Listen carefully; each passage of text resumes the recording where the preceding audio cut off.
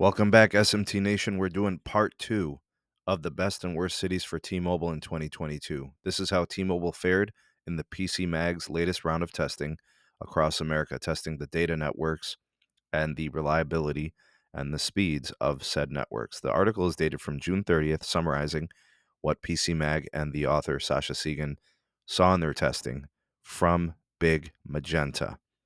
All right, we already posted the AT&T video. I'll put a link in the description for it, and I'll put a card as well. You guys can check that out either after this video at a later time. All right, so it's T-Mobile's turn after AT&T. It says T-Mobile is having a mid-band 5G revolution.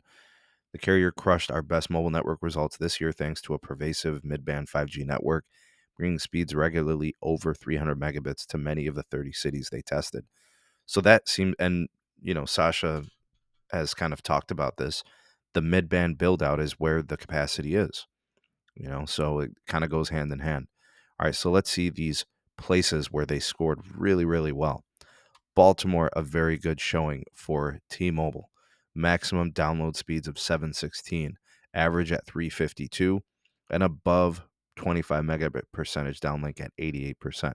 Pretty good numbers overall. From the uplink side, 116 max, 48 average, and above 5 megabits at 93%.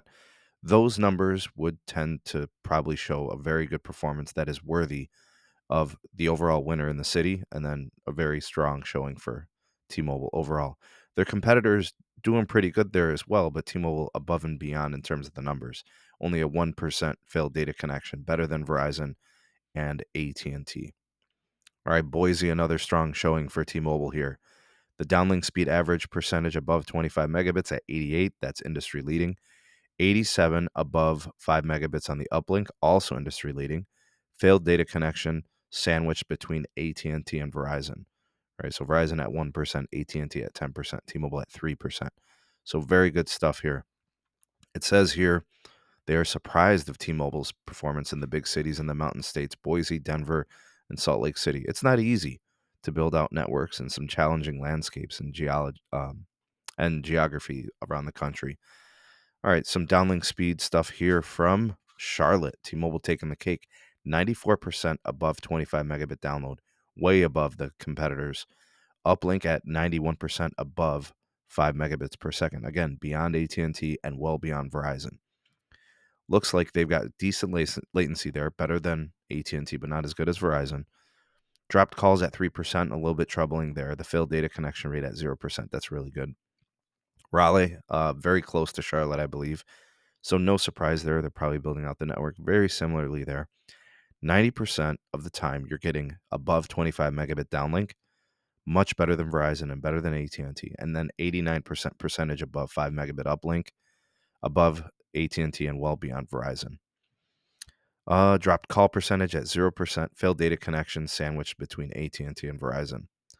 All right, Oklahoma City, another one that's good for them. Above 25 megabits at 92%, above 5 megabits at 88%, industry leading, way beyond in the downlink percentage. And then dropped calls at 0.3, and then failed data connection 6%. That's tied with Verizon. All right, now the worst for T-Mobile. Austin. Not sure why it's so bad there or why it's so troubling.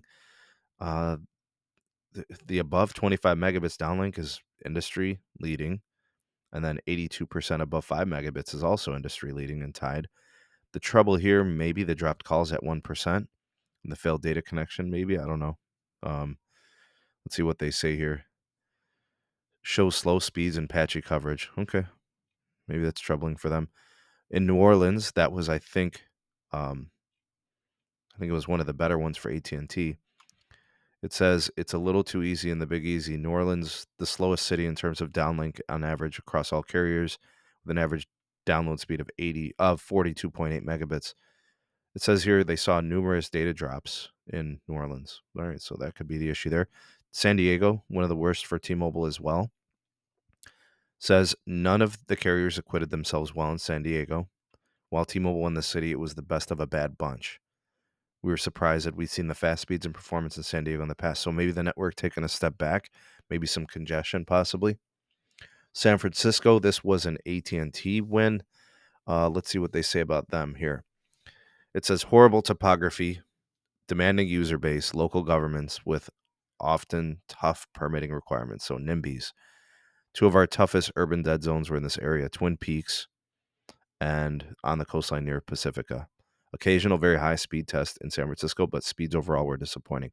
Tampa also not good for T-Mobile. Let's see what they say as to why.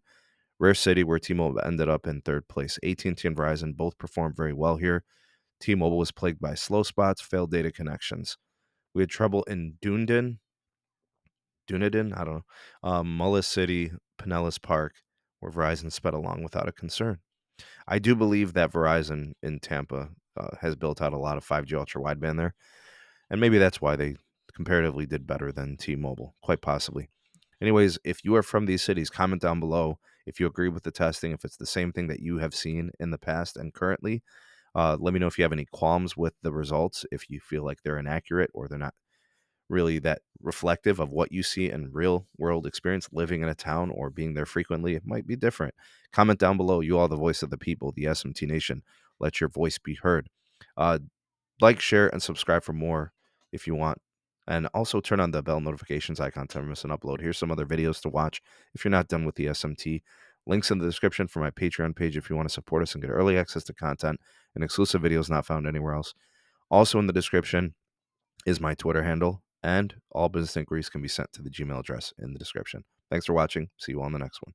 Peace.